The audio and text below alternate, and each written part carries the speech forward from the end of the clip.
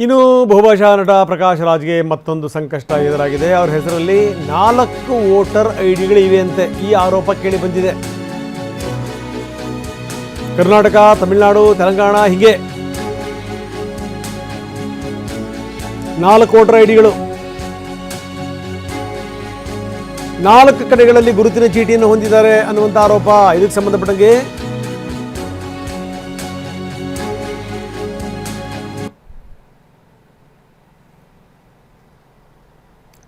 ಸಂಬಂಧಪಟ್ಟಂಗೆ ದಿಲೀಪ್ ಕುಮಾರ್ ಅನ್ನುವಂಥ ವಕೀಲರು ದೂರನ್ನು ದಾಖಲು ಮಾಡಿದ್ದಾರೆ.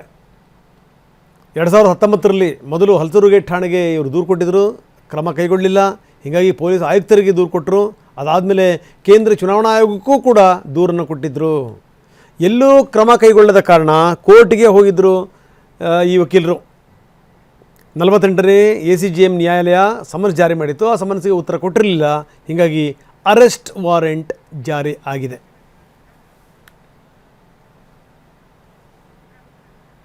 ಬನ್ನಿ, ನಮ್ಮ ಪ್ರತಿನಿಧಿ ವಿಕಾಸ್ ನಮ್ಮದಿಗೆ ಈಗ ದೂರವಾಣಿ ಸಂಪರ್ಕದಲ್ಲಿದ್ದಾರೆ. ವಿಕಾಸ್, ಏನಿದು ಕಥೆ ಇದು?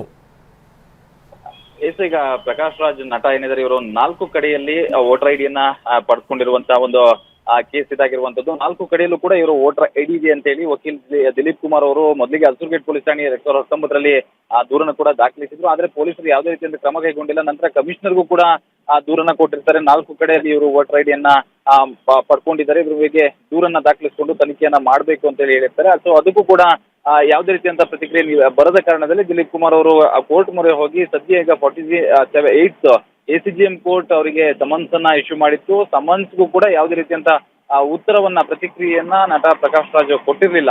ಸದ್ಯ ಈಗ ಪ್ರಕಾಶ್ ರಾಜ್ಗೆ 48ನೇ ACGM ಕೋರ್ಟ್ ಈಗ ವಾರೆಂಟ್ ಅನ್ನ, ಅಂದ್ರೆ ಅರೆಸ್ಟ್ ವಾರೆಂಟ್ ಅನ್ನ ಈಗ ಇಶ್ಯೂ ಮಾಡಿರುವಂತದ್ದು. ರಂಗನಾಥ್, ಧನ್ಯವಾದ ತಮ್ಮ ಮಾಹಿತಿಗೆ.